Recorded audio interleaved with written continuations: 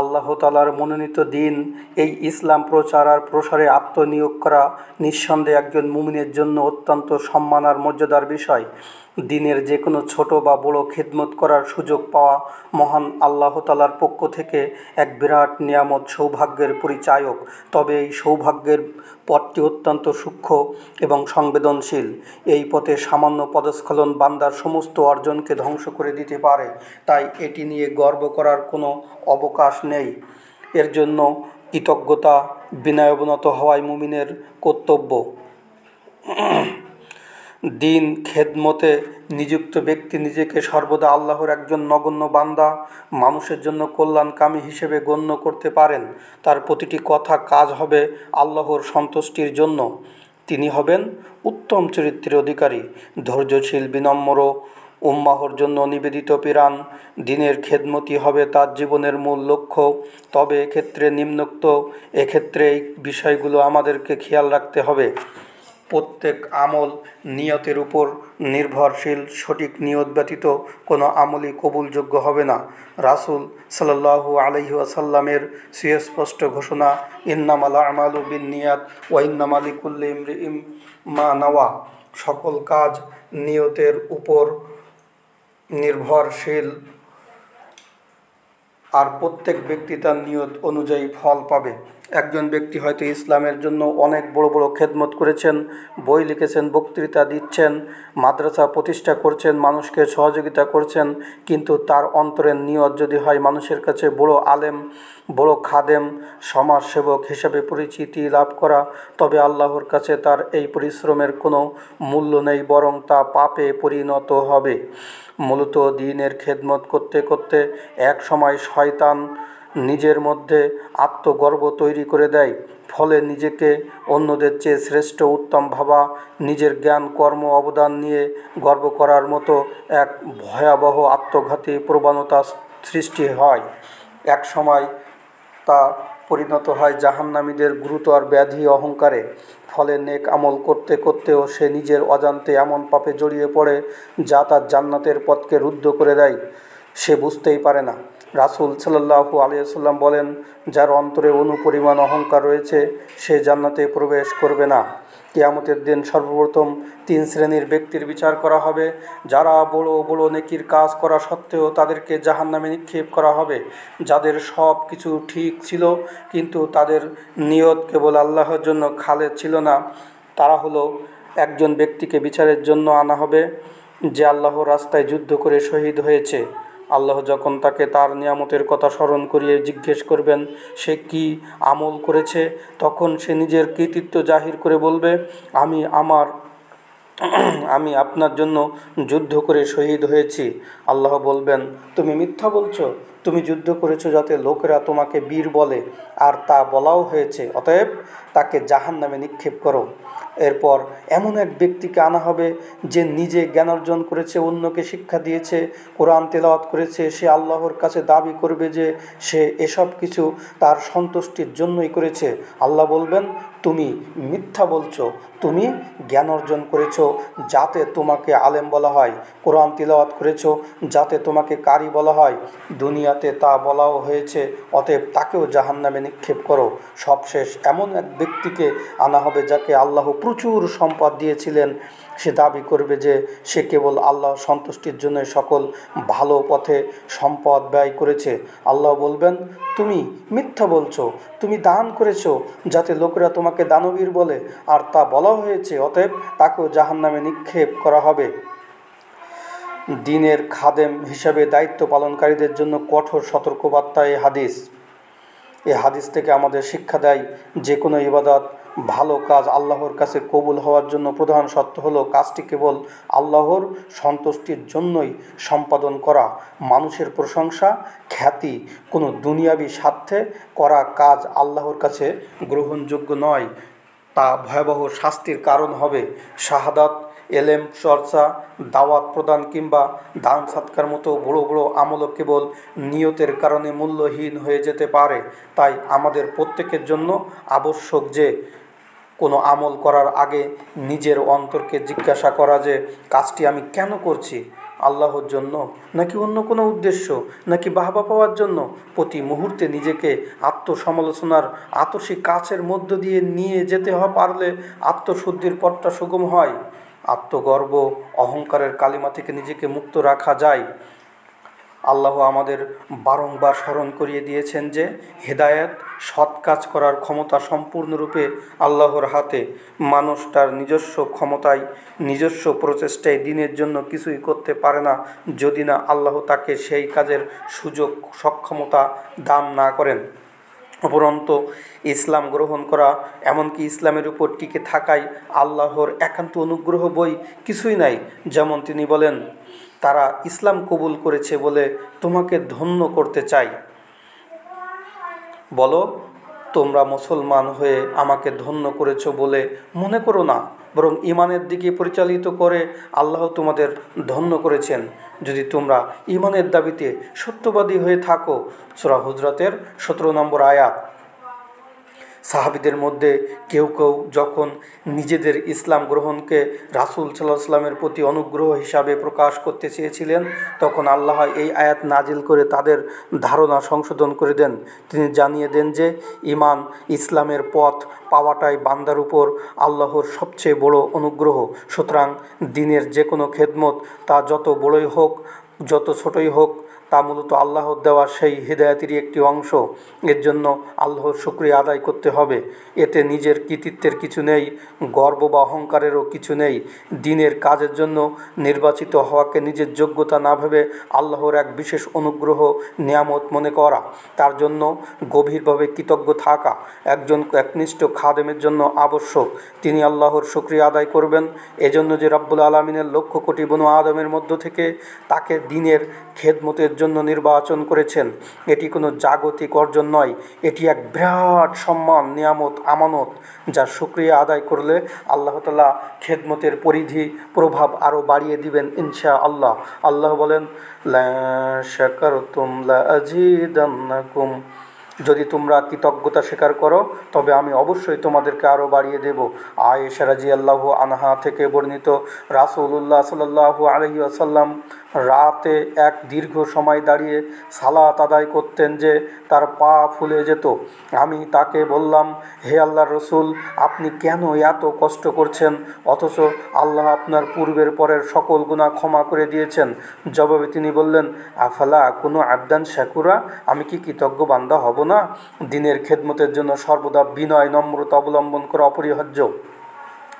দিনের কাজে সফলতা, পরিচিতি, যশ, খ্যাতি আসলেও তিনি নিজেকে আল্লাহর একজন নগণ্য বান্দা হিসেবে দেখবেন। দিনী খেদমতকে নিজের কৃতিত্ব না ভেবে আল্লাহর রহমত, অনুগ্রহ মনে করবেন। সর্বোপরি সমস্ত গৌরব, সমস্ত প্রশংসা আল্লাহর দিকেই ন্যস্ত করবেন, কারণ জ্ঞান, কর্ম, প্রভাব মানুষকে অহংকারী করে তুলতে পারে, যা ইবলিসের বৈশিষ্ট্য। তাই তিনি মনে প্রাণে বিশ্বাস করবেন যে তার যা কিছু অর্জন সবই আল্লাহর রহমত। এই মানসিকতা তাকে চির প্রভুর নিকটে মানুষের কাছে প্রিয় করে তুলবে, তার দাওয়াতকে আরও ফলপ্রসূ করবে। আল্লাহ তাআলা তার প্রিয় বান্দাদের বৈশিষ্ট্য বর্ণনা করতে গিয়ে বলেন, ইবাদুর রহমানিল্লাযীনা ইয়ামশুনা আলাল আরদি হাওনা, রহমানের প্রকৃত বান্দা তারাই যারা পৃথিবীতে নম্রভাবে চলাফেরা করে। সূরা ফুরকানের 63 নম্বর আয়াত। রাসূল সাল্লাল্লাহু আলাইহি ওয়াসাল্লাম বলেন, ওমা তাওয়াদা আহাদুন লিল্লাহ ইল্লা রাফাআহুল্লাহ, যে আল্লাহর জন্য বিনয়ী হয় আল্লাহ তার মর্যাদা আরও বেশি করে দেন। আবু বকর রাদিয়াল্লাহু আনহু খিলাফতের দায়িত্ব গ্রহণের পর প্রদত্ত ভাষণে বলেন, আইয়ুহান নাস ফাইন্নী কদ উলিতু আলাইকুম ওয়ালাস্তু বিখাইরিকুম ফাইন আহসানতু ফাইউনি ওয়াইন আসাআতু ফাকাউইমুনি, হে লোক সকল, আমাকে তোমাদের উপর কৃতিত্ব দেওয়া হয়েছে, কিন্তু আমি তোমাদের মধ্যে সর্বোত্তম নই।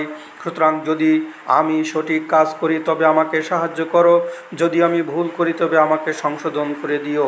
খিলাফতের দায়িত্বে থাকা অবস্থায় হযরত উমর রাদিয়াল্লাহু আনহু বলতেন, যদি ফোরাত নদীর তীরে একটি বকরির বাচ্চাও হারানো অবস্থায় মারা যায়, তাতে আমার ভয় হয় যে সেজন্য আল্লাহ আমাকে কিয়ামতের দিন জিজ্ঞাসা করবেন। অর্ধ পৃথিবীর শাসক হয়েও তিনি রাতের আধারে খাবারের বস্তা নিয়ে বিধবাদের ঘরে পৌঁছে দিয়েছেন। সালাফদের জীবন পরিক্রমায় দেখা যায় তারা বড় বড় খিদমত আঞ্জাম দেওয়ার পরও নিজেদেরকে সবচেয়ে নগণ্য মনে করতেন। এরা রাতের আধারে গোপনে দান করতেন, নীরবে জ্ঞানার্জন শিক্ষাদানে ব্যস্ত থাকতেন, নিজেদের পরিচয় প্রকাশ হওয়াকে অপছন্দ করতেন। তারা মনে করতেন আল্লাহ যে তাদেরকে দিনের কাজের জন্য কবুল করেছেন, এটাই তাদের জন্য পরম সৌভাগ্য। এর উপর গর্ব বা অহংকার করার অর্থ হলো আল্লাহর অনুগ্রহের প্রতি অকৃতজ্ঞ হওয়া। একজন মুমিনের অন্তর ভয় আশার মাঝে দোদুল্যমান থাকে। দিনের একজন একনিষ্ঠ খাদেম একদিকে ভয় করেন যে তার নিয়তের সামান্য ত্রুটি, রিয়া বা অহংকারের কারণে তার সমস্ত পরিশ্রম বরবাদ হয়ে যেতে পারে। রাব্বুল আলামিন যে কোনো সময় তার যোগ্যতা ছিনিয়ে নিতে পারেন, অর্জিত জ্ঞান অভিজ্ঞতা ভুলিয়ে দিতে পারেন। অন্যদিকে তিনি আল্লাহর রহমতের প্রতি দৃঢ় আশা রাখেন। তিনি বিশ্বাস করেন তার কিছু ভুল ত্রুটি সত্ত্বেও আল্লাহ নিজ অনুগ্রহকে তার খিদমত কবুল করে নিতে পারেন। এই ভয় তাকে অহংকার থেকে বাঁচায়, আশা তাকে হতাশ হওয়া থেকে রক্ষা করে।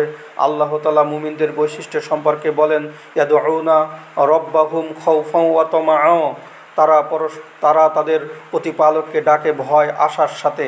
সূরা সাজদার 16 নম্বর আয়াত। দিনের দাওয়াত খেদমতের ক্ষেত্রে মানুষের প্রতি দয়া, সহানুভূতি, কোমলতা, তাদের ভুল ত্রুটিকে ক্ষমার চোখে দেখা একজন দায়ী বা খেদমতের অন্যতম শ্রেষ্ঠ গুণ। দয়া, সহানুভূতি মানুষের হৃদয় জয় করে। পরস্পরের ভুলগুলো ক্ষমাশীলতার মাধ্যমে সংশোধন করে নিলে পারস্পরিক সম্পর্ক সুন্দর হয়। এর মাধ্যমে সহজেই মানুষের কাছে দিনের সৌন্দর্য ফুটে ওঠে। কঠোরতা, রূঢ় আচরণ, অন্যের প্রতি ঘৃণা কেবল সম্পর্কই নষ্ট করে না, বরং তাকে দিন থেকেই দূরে সরিয়ে দেয়। রাব্বুল আলামিন নবী করিম সাল্লাল্লাহু আলাইহি সাল্লামকে উদ্দেশ্য করে বলেন, ওয়ালাউ কুনতা ফাজ্জান গলিযাল কলবি লানফাজ্জু মিন হাওলিক ফা'ফু আনহুম ওয়াস্তাগফির লাহুম। যদি তুমি রূঢ়ভাষী, কঠোর হৃদয়ের হতে তাহলে তারা তোমার পাশ থেকে সরে যেত।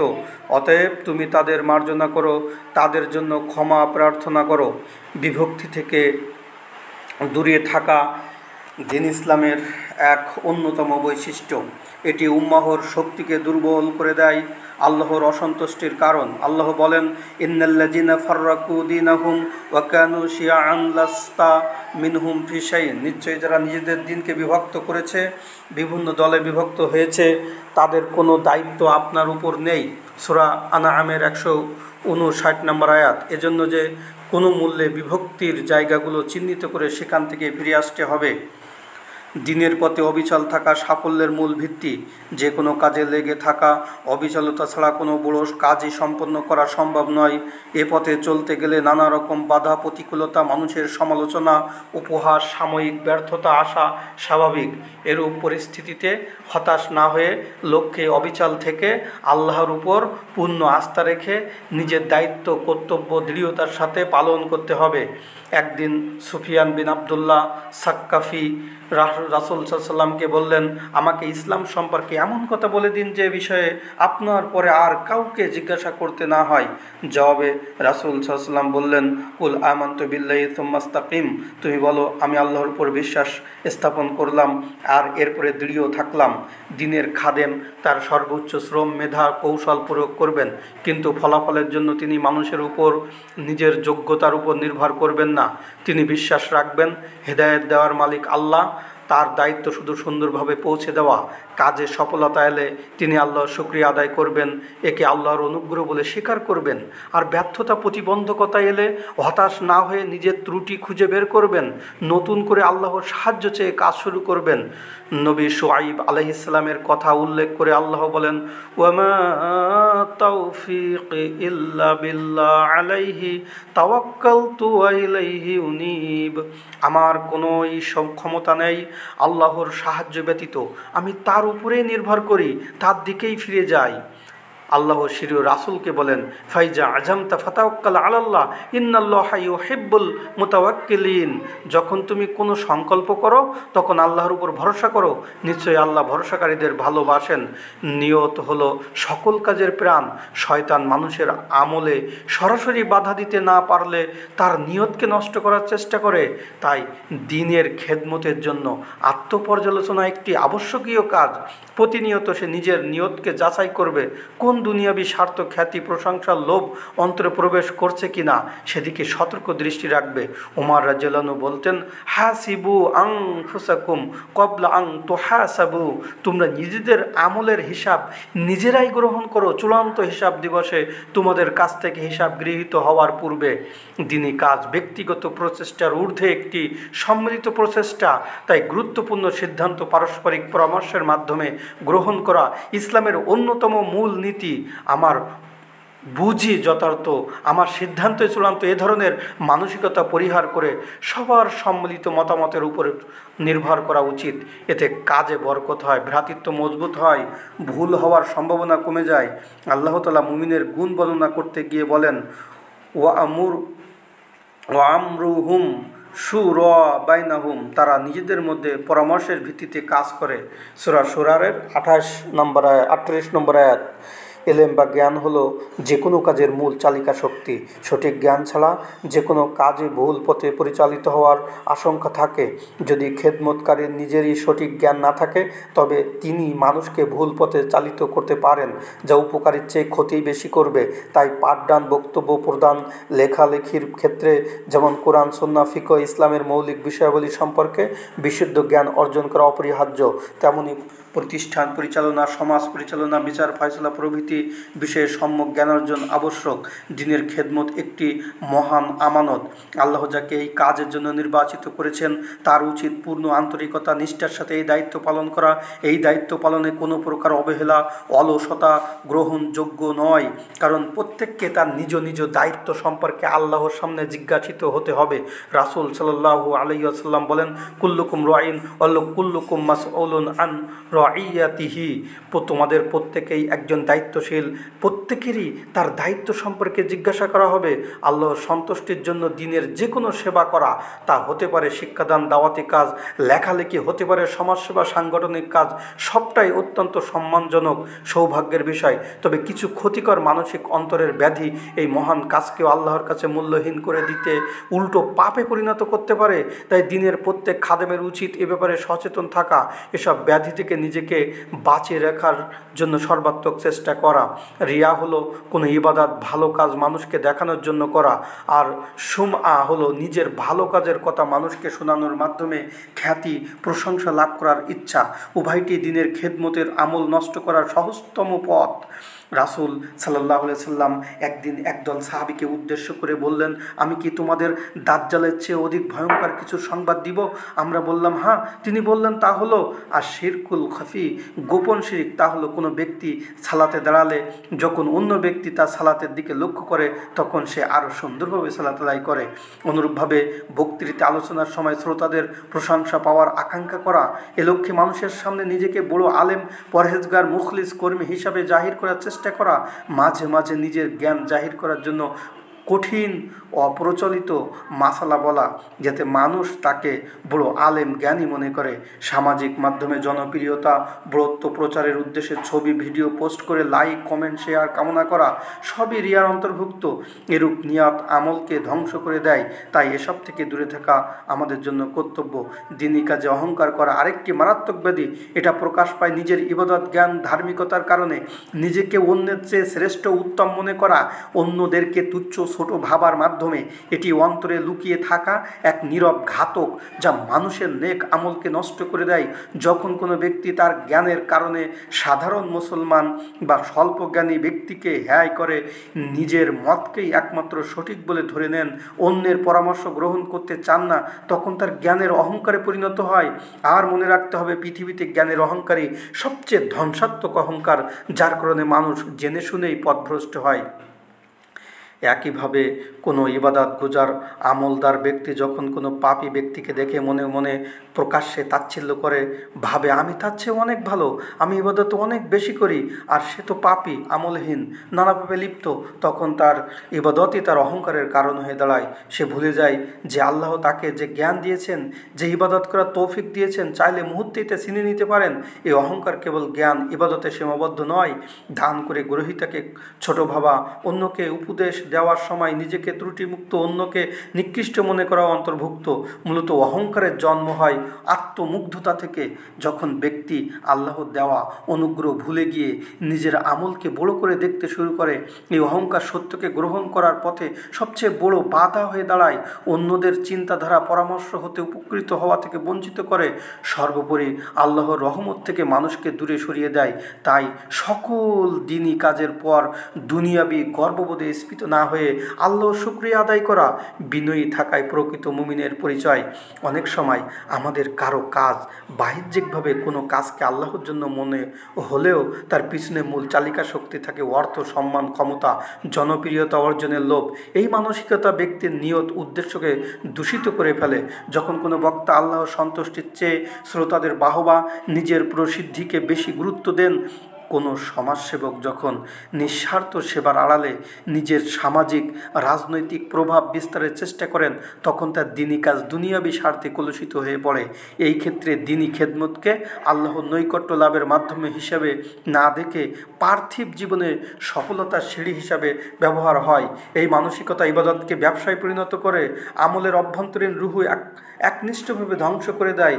বাহ্যিকভাবে কাজটি যতই সুন্দর হোক না কেন, উদ্দেশ্যের এই ভ্রষ্টতার কারণে তা আল্লাহর কাছে মূল্যহীন হয়ে যেতে পারে। পরকালে তা পুরস্কারের বদলে শাস্তির কারণ হতে পারে।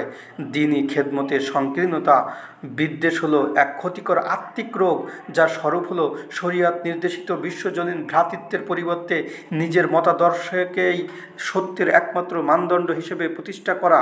এর ফলে দিনের খিদমত আর আল্লাহর সন্তুষ্টির জন্য না হয়ে নিজস্ব মতামতের শ্রেষ্ঠত্ব প্রমাণের সহযোগিতায় পরিণত হয়।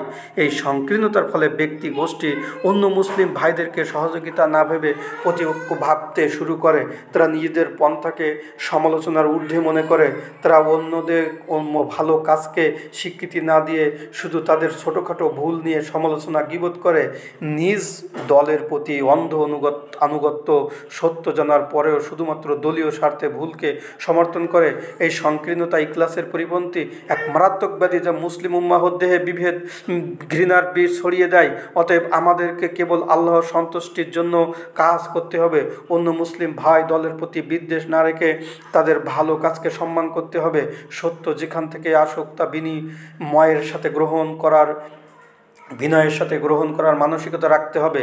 মতামতের ভিন্নতাকে শত্রুতা না ভেবে পারস্পরিক শ্রদ্ধাবোধ বজায় রাখা, গঠনমূলক পন্থায় একে অপরকে সংশোধনের চেষ্টা করে যেতে হবে। দিনী খেদমতের ক্ষেত্রে ফলাফলের জন্য অধৈর্য হয়ে পড়া এক প্রকার মানসিক অস্থিরতা, যার স্বরূপ হলো নিজের প্রচেষ্টা কাজের দৃশ্যমান সফলতা দ্রুত দেখতে চাওয়া। এর মূলে রয়েছে প্রচেষ্টার চেয়ে ফলাফলের উপর বেশি মনোযোগ দেওয়া, আল্লাহর উপর পরিপূর্ণ আস্থা, তাওয়াক্কুলের অভাব। এই অধৈর্য ব্যক্তি দলকে সংখ্যা বৃদ্ধি, জনপ্রিয়তা, তাৎক্ষণিক পরিবর্তন দেখার জন্য ব্যতিব্যস্ত করে তোলে। সংখ্যা এবং প্রত্যাশিত ফল না পেয়ে তারা হতাশ, ক্লান্ত, নিরাশ হয়ে পড়ে। এই অস্থিরতা থেকে বাঁচার জন্য উপায় হলো নিজের দায়িত্ব, আল্লাহর ক্ষমতা সম্পর্কে স্পষ্ট ধারণা রাখা। আমাদের দায়িত্ব হলো দিনের বার্তা পৌঁছে দেওয়া, খেদমত করা, ফলাফল দেওয়া বা না দেওয়া সম্পূর্ণ আল্লাহর ইচ্ছাধীন। তাই ফলাফলের চিন্তা বাদ দিয়ে নিজের প্রচেষ্টা একনিষ্ঠতার দিকে মনোযোগ দেওয়াই আবশ্যক। এক্ষেত্রে আমাদের নবী রাসূলগণের জীবনী থেকে শিক্ষা গ্রহণ করা উচিত, যারা সারা জীবন দাওয়াত দিয়েও সামান্য কিছু অনুসারী পেয়েছিলেন। কেউ কেউ কোনো অনুসারী পাননি, কিন্তু কখনো নিরাশা তাদেরকে গ্রাস করেনি। দিনী খেদমতের ক্ষেত্রে জ্ঞানের অভাব বিভিন্নভাবে পরিদৃষ্ট হয়। এর অভাবে বাস্তব চিত্র হলো সঠিক জ্ঞানকে ভুল পদ্ধতিতে, ভুল সময়ে বা ভুল স্থানে প্রয়োগ করা। এর ফলে সত্য কথাটিও মানুষের কাছে কঠোর, অপ্রাসঙ্গিক মনে হয়। তারা তা গ্রহণ করার পরিবর্তে দূরে সরে যায়। প্রজ্ঞার অভাবে একজন দায়িত্বশীল স্থান, কাল, পাত্র বিবেচনা না করে মানুষের ধারণ ক্ষমতার বাইরে গিয়ে কঠিন ভাষায় বা জটিল বিষয়ে আলোচনা করেন। মানুষের মানসিক অবস্থা না বুঝেই কঠোর ভাষা ব্যবহার করেন। প্রকাশ্যে কাউকে অপমান করে বা লজ্জা দিয়ে সংশোধন করার চেষ্টা করেন। হেদায়েতের চেয়ে নিজের মত প্রতিষ্ঠায় অধিক আগ্রহী হয়ে ওঠেন। এর চূড়ান্ত পরিণতি হলো খিদমতের নামে সমাজে বিভেদ সৃষ্টি হওয়া, মানুষের অন্তরে তার প্রতি, তার দাওয়াতের প্রতি আগ্রহের পরিবর্তে ঘৃণা জন্মানো। এক্ষেত্রে আমাদেরকে দিনের গভীর জ্ঞানার্জনের পাশাপাশি রাসূল সাল্লাল্লাহু আলাইহি ওয়াসাল্লামের জীবন চরিত, দাওয়াতি পদ্ধতি নিবিড়ভাবে অধ্যয়ন করতে হবে। মানুষের কাছে দাওয়াত দেওয়ার সময় তাদের অবস্থা, পারিপার্শ্বিকতা, ধারণ ক্ষমতা বুঝতে হবে। ধৈর্য, সহনশীলতা, কোমলতাকে নিজের চরিত্রের অংশে পরিণত করতে হবে। কোনটা বেশি গুরুত্বপূর্ণ আর কোনটা কম তা অনুধাবন করে কাজের অগ্রাধিকার ঠিক করতে হবে। সর্বোপরি নিজের জ্ঞান বুদ্ধির উপর আত্মবিশ্বাসী না হয়ে প্রজ্ঞার জন্য আল্লাহর কাছে আন্তরিকভাবে দোয়া করতে হবে। দিনের খেদমত নিঃসন্দেহে একটি মহৎ কাজ, তবে এর মূল চালিকা শক্তি হতে হবে আল্লাহর সন্তুষ্টি। এর বাহ্যিক প্রকাশ হতে হবে বিনয়, কৃতজ্ঞতা। যখন কোনো বান্দা দিনের কাজ করে গর্ব অহংকার করে, তখন সে মূলত নিজের আমলকে ধ্বংস করে আল্লাহর রহমত থেকে দূরে সরে যায়। নেক আমল করে তার মূল্য হারানোর চেয়ে দুর্ভাগ্যের বিষয় আর কিছু নেই। অন্যদিকে যে ব্যক্তি খেদমতকে আল্লাহর অনুগ্রহ মনে করে, সৌভাগ্যের প্রতীক মনে করে বিনয়ী হয়, আল্লাহ তার মর্যাদা বাড়িয়ে দেন এবং তার কাজে বরকত দান করেন। অতএব দিনের প্রত্যেক খাদেমের উচিত এই নেতিবাচক মানসিকতা দূর করতে হবে। বর্জনীয় বিষয়গুলো থেকে আল্লাহর কাছে পানাহা চাওয়া। আল্লাহ আমাদের সবাইকে ইখলাসের সাথে তার দিনের খেদমত করার তৌফিক দান করুন। আমাদের সকল খেদমতকে কবুল করুন। আমাদের অন্তরকে সব ধরনের কলুষতা থেকে পবিত্র রাখুন। আমিন।